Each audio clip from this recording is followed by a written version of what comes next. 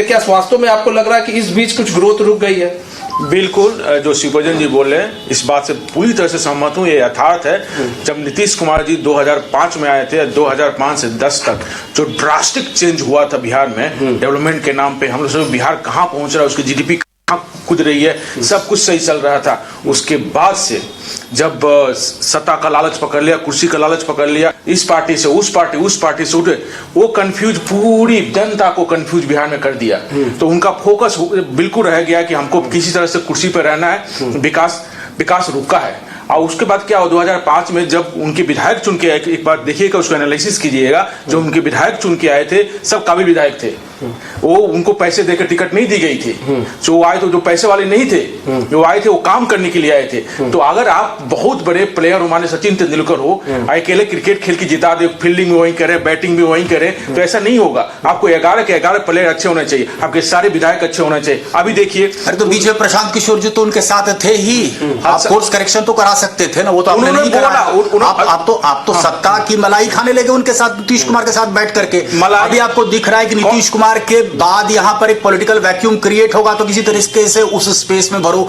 आप पहले लगातार कहते रहे कि आप यहां पर कास्ट बेस्ड पॉलिटिक्स नहीं करेंगे। अब मैं देख रहा हूं कि जब आप टिकट बांट रहे हो तो आप वहां पर कास्ट पॉलिटिक्स लेकर के आ रहे हो, वहां पर आप कास्ट इक्वेशंस देख रहे हो। तो कुल मिलाकर के ये हुआ ना कि उम्मीदें तो लोगों को प्रशांत किशोर से भी बहुत थी, लेकिन अभी हाल के जो चुनाव हुए, चुनाव में कुल मिलाकर के मुझे जो लग रहा है, जो निष्कर्ष निकल रहा है कि वोट कटवा से ऊपर आप कुछ भी नहीं हो पाए। एक मिनट इसका जवाब दे दीजिए। आप वोट कटवा मतलब क्या? कोई इस प्रजातंत्र में पॉलिटिकल पार्टी का चुनाव नहीं लड़ सकता है क्या? बिल्कुल लड़ सकता है। तो चुनाव लड़ेगा तो किसी ना किसी का वोट तो काटेगा ही ना। तो उसको वोट काटवा, ये शब्द मुझे बिल्कुल पसंद नहीं है। आपको पसंद भले ही ना है, देखिए एक बात इंप्रेशन आपने दिया, आपने जो इंप्रेशन दिया यही इंप्रेशन दिया। शिवभोजन जी बता रहा हूँ, क्योंकि एक्सपेक्टेशन बहुत है। पहली बात आपको याद होगा कि मैंने अपने पॉइंट को जो रखा, वहां पर इस बात को मैंने कहा, दोहराया कि प्रशांत किशोर लार्जर विजन के साथ आए थे। वो विजन कहीं ना कहीं आपका मेलो डाउन हो रहा है। और मैं पत्रकार हूं, पत्रकार के नाते मैं आपसे भी सवाल करूंगा, मैं जेडीयू से भी सवाल करने वाला हूं, मैं भाजपा से भी सवाल करने वाला हूं। इसका स्वागत है सर। और जहां पर जो चुनाव हुए थे, 4 उपचुनाव हुए थे, राइट, वहां हुए 4 जगह पर उपचुनाव हुए थे, उसमें हम लोगों ने 10% लाया था। हमारा किसी के साथ अलायंस वगैरह नहीं था। और दूसरी बात, अभी तिरहुत में जो चुनाव हुए थे, उसमें जो वहां सत्तारूढ़ पार्टी की जो वहां पे एमएलसी थे, वो 4थे स्थान पे पहुंच गए, हम लोग 2रे स्थान पे हैं। इसको बढ़ोतरी बोलेंगे। पहली पार्टी स्टैब्लिश हो रहे, लोगों को हम कन्विंस करने की कोशिश करें, समझाने की कोशिश करें कि हमारा मुद्दा क्या, हमारा लार्जर विजन क्या है। हम इस पर प्रयास कर रहे हैं सर। एक दिन में कुछ चीजें बन नहीं सकती है। हमारा प्रयास है, हमारे पार्टी के सारे लोग जो मिलकर इस प्रयास कर रहे हैं। ठीक है, राजेश जी जवाब दीजिए। एक मनीष जी, एक शेर है कि जो पहुंच गए हैं मंजिल पे, उन्हें नहीं है नाजे सफर, जो 2 कदम चले नहीं वो रफ्तार की बात करते हैं। अब प्रशांत किशोर जी, अरे भैया आप छोड़ दीजिए बिहार के, आप अभी तक जो वादा किए, सबसे पहले बिहार को गुमराह करने का क्या होगा कि हम 2 अक्टूबर 2024 को हम पार्टी का स्थापना कर रहे हैं। और इनका पार्टी का स्थापना कब हुआ था? विषय से विषयांतर हम हो रहे हैं, बजट पर चर्चा, क्योंकि बजट पर चर्चा करने के लिए आए हैं, विषय से विषयांतर हो रहे हैं। दूसरी बात, जदयू वर्सेस प्रशांत किशोर ना करें। मैंने मुद्दा क्यों उठाया था? आपका जो मुद्दा था, मैं मुद्दा क्यों उठाया था? आपका जो आप भी इस बात को तस्दीक करेंगे, 2005 से लेकर 2000 तक का जो आपका ग्रोथ का आपका पैरामीटर्स था, वो बिल्कुल नहीं, और उसी पैरामीटर पर नीतीश कुमार की एक इमेज बनी। हालांकि ये बात और है कि भाजपा अभी तक नीतीश कुमार की क्रेडिबिलिटी का कोई दूसरा नेता यहां खड़ा नहीं कर पाई, जिस वजह से कि शायद जदयू मजबूरी है और भाजपा के लिए नीतीश कुमार जरूरी है। ये एक सच्चाई है, मानना पड़ेगा। जो पॉइंट मैं आपको कह रहा था, आज के बजट में, बजट को चर्चा कर रहे हैं, महत्वपूर्ण बात यही है कि ये पहली बार मैं देख रहा हूं कि एक सिंसियर अटेम्प्ट हो रहा है कि बिहार जो बीमारू स्टेट की कैटेगरी में था, इसका किस तरीके से ऑलराउंड डेवलपमेंट होगा। ये तो लगातार मांग हो रही थी ना कि भाई लैंडलॉक्ड स्टेट है, यहाँ पर फूड इंडस्ट्री को डेवलप कर। 18 साल में आप क्यों नहीं कर पाए? 18 साल में आप क्यों नहीं कर पाए? आप एक बार इंप्लॉयमेंट जनरेट करते हैं, एक बार इंप्लॉयमेंट जनरेट करते हैं और राजद वर्सेस जदयू हो जाता है। हमने बांटा इतना नियुक्ति पत्र। आपका बता रहे हैं, आप सबसे पहले जो आपको अरेंज की है कि 2005 से 2010 के बीच का, आप एक बात बताइए, आप जब गर्मी और रहता है, उसके बाद पहला जब बारिश होगा ना, तो कहेगा बहुत अच्छा बारिश हुआ है, इतना अच्छा बारिश है कि गर्मी से, वही लगातार बार अगर बारिश होते जाता है ना तो होता क्या रही, तो बारिश हो ही नहीं रहा है, अच्छा हो ही नहीं रहा, क्योंकि गर्मी है, पहला गिलास पानी का प्यास लग रहा है तो अच्छा रहता है। देखते हुए और नहीं, विकास की बात कर रहे हैं, विकास की बात कर रहे हैं। आप जो 2005 का उदाहरण दे रहे हैं वो लगातार जारी रहा और लगातार उस पर काम होते रहा। आप जिस तरह का उदाहरण दे रहे हैं वो उदाहरण 2005 के इसलिए क्योंकि पहले एकदम खत्म हो चुका था। बिहार जिस तरह का राज्य बन चुका था, बीमारू राज्य बन चुका था, जहाँ के ऊपर खबर सड़कें थी या और जो कानून व्यवस्था था या मेडिकल का व्यवस्था था, वो स्थिति खत्म पहला बार चालू रूप से चला है। पूजन जी ने एक चीज कहा है कि देखिए ऐसा नहीं है, उन्होंने लॉ एंड ऑर्डर की बात कही कि उन्होंने कहा नहीं ठीक हुआ, उन्होंने कई सारी बातों को उन्होंने खुद कहा कि हाँ ठीक है, लेकिन उसमें एक चीज और भी जुड़ जाती है कि अब जो है कुछ समय से जो है बिहार पिछड़ रहा है। मतलब आए आपने कई सड़कें बनाई, कई सड़कें बनाई, कई चीजों को यहाँ पर ये लैंड की बात कर रहे हैं, लैंड एक आपको पर्सपेक्टिव में मैं लाने के लिए दो बातें आपको ध्यान में ला देता हूँ। दो बात देखिए, कोरोना काल में क्या हुआ, उत्तर प्रदेश सरकार पूरी तरह से जो भी लोग आ रहे थे उनको मदद कर रही थी। नीतीश कुमार दूसरी तरफ देख रहे थे लगातार, ये कहते रहे कि लोगों को मूव नहीं करना चाहिए। मैं आगे की बात बता रहा हूं आपको। तकरीबन 30 लाख से ज्यादा लोग जो बाहर से पलायन करके कोरोना काल में जब लॉकडाउन था यहां पर पहुंचे थे, उनका स्किल मैपिंग हुआ था। आपको शायद जानकारी नहीं होगी, और ये जानकारी मुझे किसी और से नहीं बल्कि सीधे संजय झा के माध्यम से मिली थी।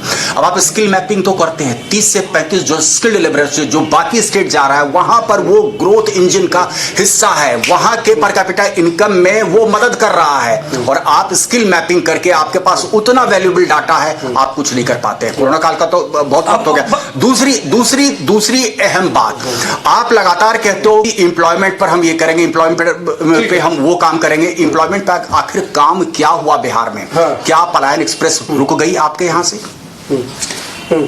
आप जो पहले भूमि का बोले हुए हैं, वो भूमि का आप जान रहे हैं कि बिहार के जो है भूमि का क्या स्थिति होता है। आप जैसा बोले भी, और ये सच भी है कि बिहार में सबसे देश का सबसे घनत्व वाला राज्य अगर भूमि का है तो वो बिहार का है। और बिहार में लोग किस तरह से जमीन से प्यार करते हैं ये आप से भली बात कोई नहीं जानता होगा। और उसके बावजूद बिहार सरकार, माननीय मुख्यमंत्री नीतीश कुमार जी ने जिस तरह से लैंड बैंक हर जिला में किए हुए हैं, ये आपका आंकड़ा जान रहे हैं, और ये पूरा वस्तु स्थिति, यहाँ तक कि रोड में भी जमीन देने के लिए आपको जमीन किसी बहुत है उसके लिए जान दे देते हैं। उसी के लिए आज पहला बार जो 1932 का जो है हुआ था लैंड सर्वे और ये सब का, उसके बाद पहला ऐसा थे मुख्यमंत्री जो अपने सब कोई सवाल। निशान जी आपको अगर आवाज आ रही हो, निशान जी क्या हमारे साथ जुड़े हुए हैं अभी?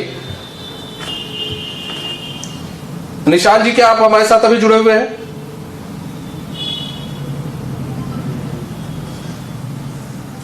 निशान जी को आवाज आ रही है क्या?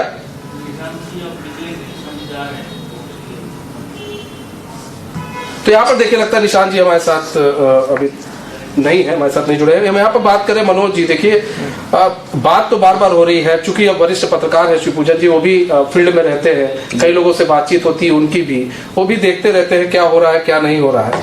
लेकिन देखिए प्रशांत किशोर रहे हैं आरजेडी के साथ, आपको लग रहा है कि जो विकास हुआ नीतीश सरकार में, वो विकास अगर आरजेडी होती तो हो सकता था, वो उतना विकास मुमकिन था? आपको लगता है जितना विकास अभी आरजेडी के समय का, माफ कीजिएगा जेडीयू के समय में हुआ है?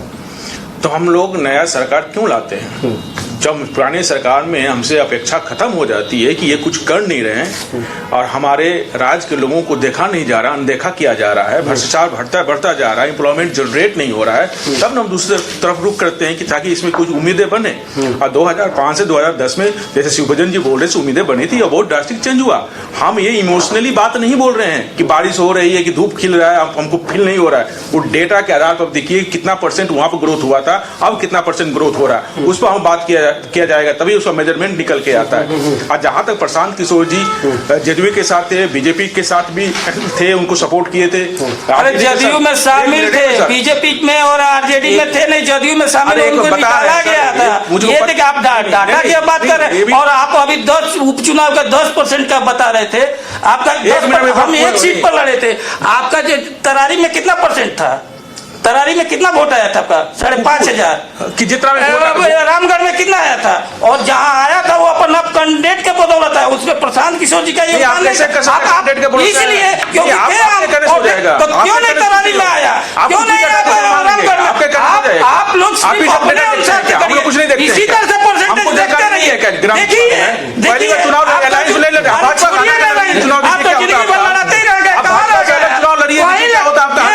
अरे प्रसाद कोई पूछिए नहीं रहा पार्टी आज तक कोई बिहार में कोई नेता है कोई नहीं सबसे ज्यादा झूठ बोल करके चुनाव पहला चुनाव 25 में क्यों इंतजार करें? 24 में इन लोग खत्म करते हैं, अपने खत्म हो गए। 24 में खत्म कर रहे थे ना, 20 में खत्म करे ना, 20 में चिल्लाने कुछ नहीं चिल्लाने का आप गलत आंकड़ा दे रहे हैं, समझा रहे हैं गलत। ठीक है, अरे डाटा आपके पास है ही नहीं है कुछ समझाने का। मेरी बात पूरी नहीं हुई, एक मेरी बात पूरी नहीं हुई। तो ये डेटा 2005 से 10 में उसमें प्रगति हुई थी।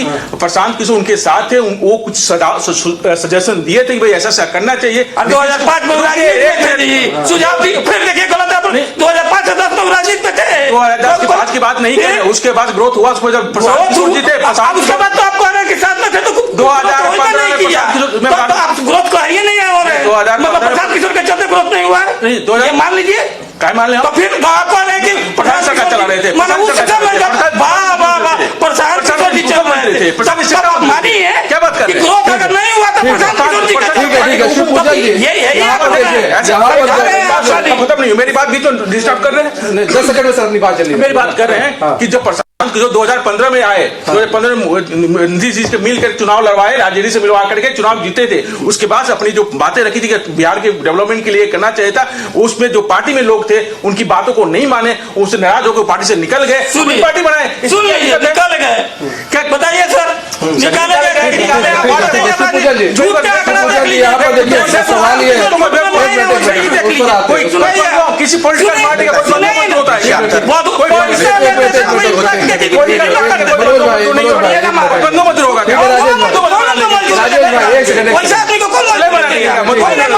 पार्टी में रहे न रहे, आप ऐसा गलत ये नहीं है कोई। यहाँ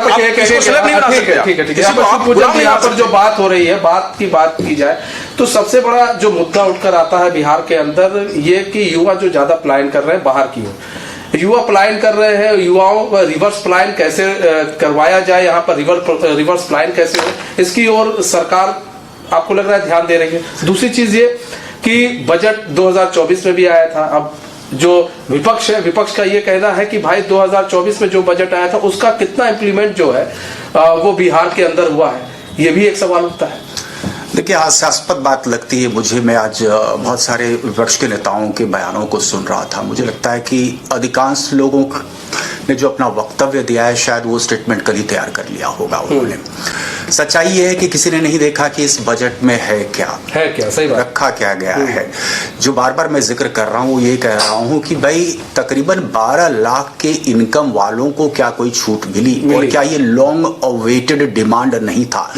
मिडिल क्लास जो है टैक्स पेयर, क्या उसको कुछ बेनिफिट मिला या नहीं मिला? अब देखिए, इसका बहुत बड़ा कैस्केडिंग इफेक्ट होता है। बिहार के संदर्भ में मैंने अपनी बात को रखा। सबसे महत्वपूर्ण बात यह है कि आपने देखा कि यहां पर एक शराबबंदी कानून हुआ और उसके कितने दूरगामी परिणाम हो गए। चलिए, आज वो हमारी चर्चा का विषय नहीं, लेकिन महत्वपूर्ण बात यह है कि अगर परचेजिंग पावर किसी एक बड़े तबके का बढ़ता है तो वो क्या कर सकता है? आज फिक्की क्यों भूरी भूरी प्रशंसा कर रही है इस बजट को लेकर के?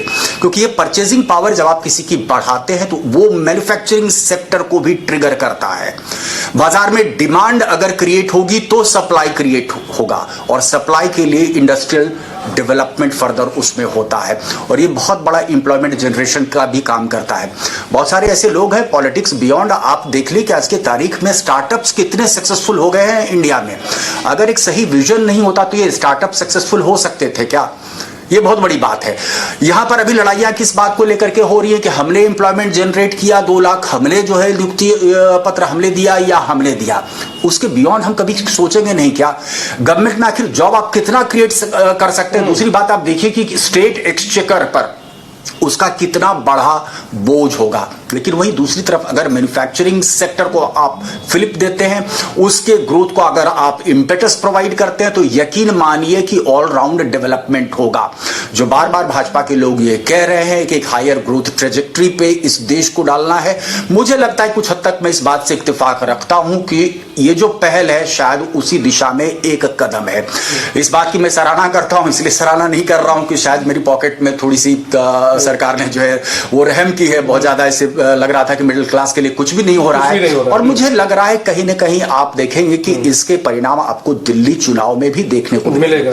अभी हाल के दिनों में मैं दिल्ली के दौरे पर था, और दिल्ली में क्या है, माइग्रेटरी पॉपुलेशन, उसकी संख्या बहुत ज्यादा है, अपार्टमेंट्स में लोग रह रहे हैं, यानी कि मिडिल इनकम ग्रुप की तादाद दिल्ली में बहुत ज्यादा है। ऐसे लोगों की तादाद भी बहुत ज्यादा, और ये वोटर्स वो हैं जो मायने रखता है।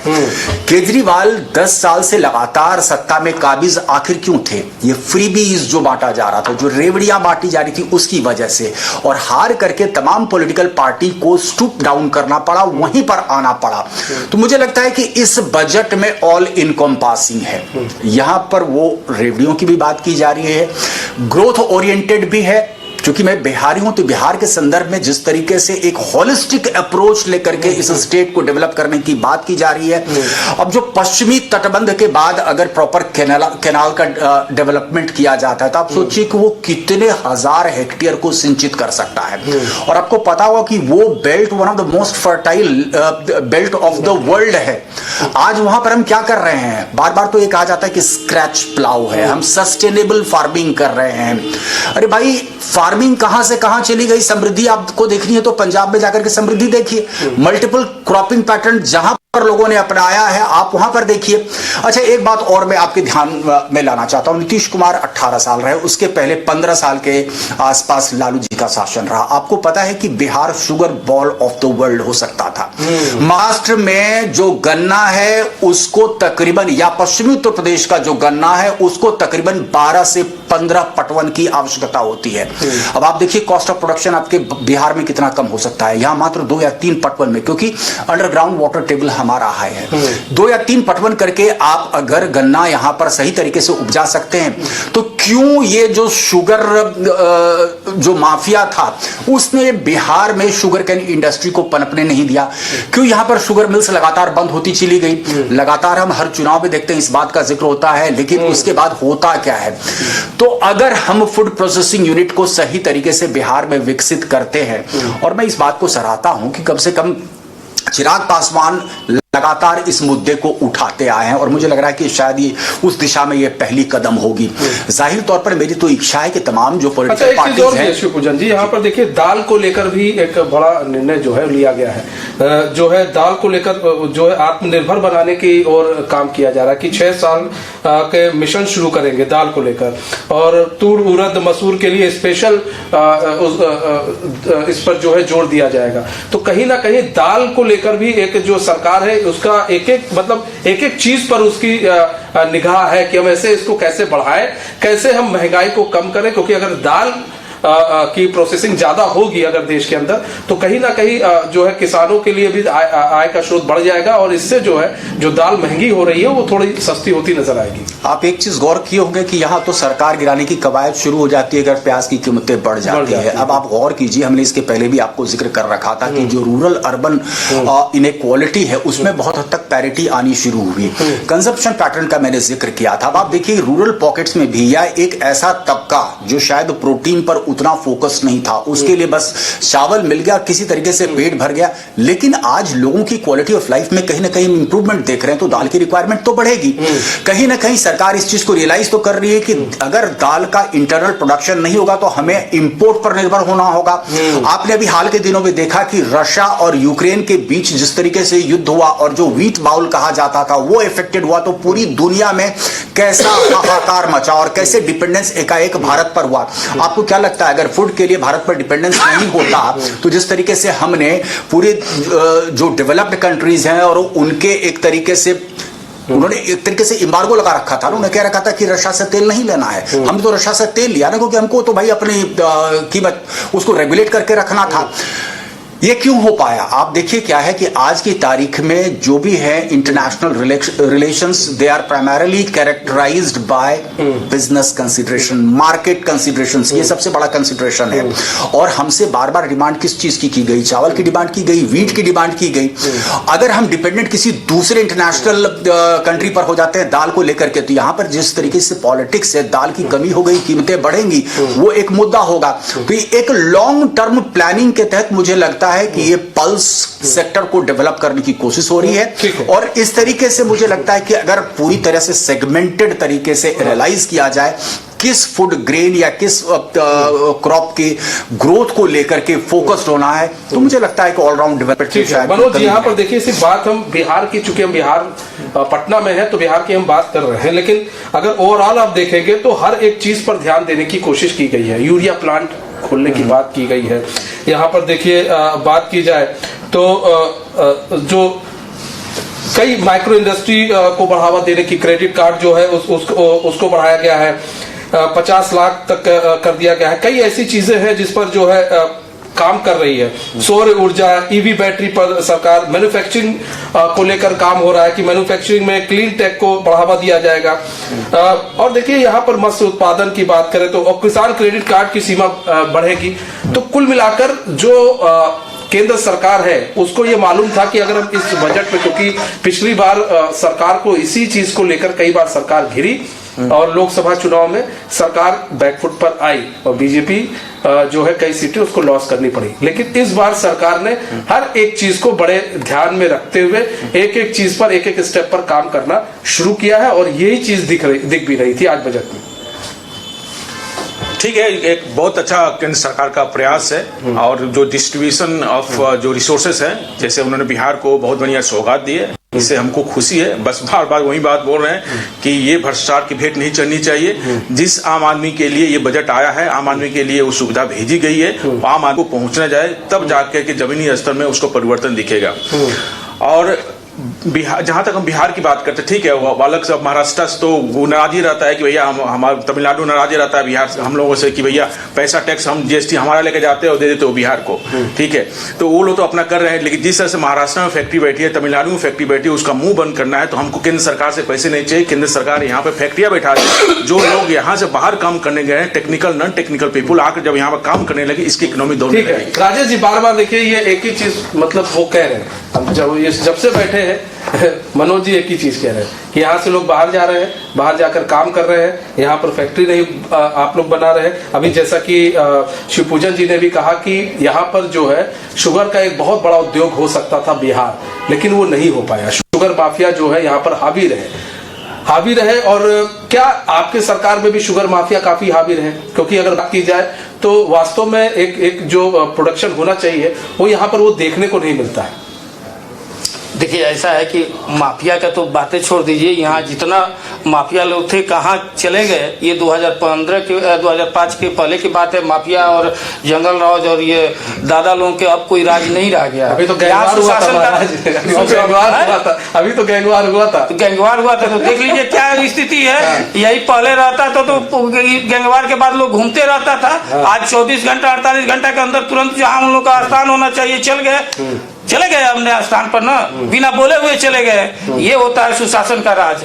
और निश्चित रूप से माननीय मुख्यमंत्री नीतीश कुमार जी, जिनको विकास पुरुष कहा जाता है, यह बजट इस बार 25-26 के लिए बिहार के मील का पत्थर साबित होगा और बिहार में विकास का जो है चौमुखी विकास होगा। और जिस तरह से रियल शिवपूजन जी ने कहा, ये जो कमियां रही हैं इस कमी को पूरा और जो पलायन का है रोकना ही अब सरकार की प्राथमिकता, क्योंकि रोड का व्यवस्था हो गया, बिजली का हो गया और जो भी इंफ्रास्ट्रक्चर से वो सब हो चुका।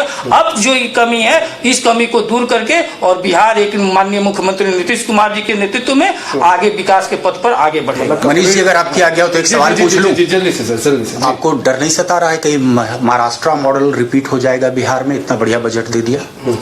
महाराष्ट्र मॉडल बिहार का मॉडल तो पूरा देश में छाया रहता है। महाराष्ट्र मॉडल, पंजाब मॉडल बिहार के लिए नहीं होता है। बिहार मॉडल जो है आप आगे समझ नहीं पाए। है। 18 साल से ज्यादा वक्त हो चुका है नीतीश कुमार को। अब सुगबुगाहट शुरू हो गई। बार बार परिवारवाद के खिलाफ बात करते थे, सुगबुगाहट शुरू हो गई है जदयू के अंदर में भी कि बेटे को प्रमोट किया जाना चाहिए। दूसरी महत्वपूर्ण बात, इसके पहले भी आपने गौर किया होगा, मैंने महाराष्ट्र मॉडल क्यों किया कहा आपको कि जो कल की तारीख में इंडिस्पेंसिबल था आज वो कहाँ है। देखिए, हम आपका बात समझे, हम जो आप बोलना चाहे इंडिकेट किए हम समझ रहे थे। और देखिए, जो आप कह रहे हैं कि परिवारवाद का, तो निश्चित रूप से नीतीश कुमार जी हमारी पार्टी का कोई ये नहीं कहा है, नीतीश कुमार जी तो ऐसा नहीं कहे, निर्णय उनको लेना है। लेकिन रियल बात है कि परिवारवाद का हम लोग घोर विरोधी हैं। और मनीष, थोड़ा सा डीप डाइविंग मुझे लगता है कर लेते हैं हम और आप इस विषय पर। डीप डाइविंग क्यों आवश्यकता है? देखिए क्या है ना कि पिगी बैकिंग की टेंडेंसी से भाजपा हर वक्त बाहर निकलना चाहती है। भाजपा और कांग्रेस में मुझे लगता है कि ये सबसे बड़ा एक डिफरेंस है। अब आपको याद होगा 2017 के पहले जो है एक पहल शुरू हुई थी उत्तर प्रदेश में खाट पे चर्चा। प्रशांत किशोर जी गए और यूपी के छोरे में परिणत करके कांग्रेस को एक तरीके से पूरी तरह से डिपेंडेंट कर दिया। 90 के पहले कांग्रेस तमाम सीटों पर काबिज होती थी बिहार में। आज क्या स्थिति हो गई है कांग्रेस की? मैंने क्यों आपको बार बार इसको कहा और डीप डाइविंग की क्यों आवश्यकता है? एक लंबा कार्यकाल हो चुका है नीतीश कुमार का। कहीं ना कहीं लगातार ये मैसेज जा रहा है कि नीतीश कुमार अब बहुत वक्त हो गया। ये भी चर्चा आम है सत्ता के गलियारे में कि खुद अब डिसीजन शायद ले भी रहे हैं या नहीं ले रहे हैं। ये भी चर्चा आम है, बीच बीच में थोड़ी सुगबुगाहट भी जदयू छोड़ती है कि दरवाजे दूसरी तरफ भी खुले हुए हैं। आखिर बार बार इस तरीके के इंप्रेशन देने की कोशिश क्यों हो रही है? कहीं ना कहीं ये प्रेशर पॉलिटिक्स है, एक बात। दूसरी बात कि भाई अब होगा सीट बंटवारे को लेकर के माथा पुटोवल की स्थिति, इधर एनडीए में भी, दूसरी तरफ महागठबंधन के भी। और मैंने क्यों कहा आपको महाराष्ट्र मॉडल की क्या पुनरावृत्ति यहां हो सकती है? आप बजट पर गौर करें। कहीं ना कहीं मुझे इस बात का इंडिकेशन मिल रहा है कि शायद बीजेपी बहुत सिस्टमेटिकली चाह रही है कि बिहार पर फोकस करें।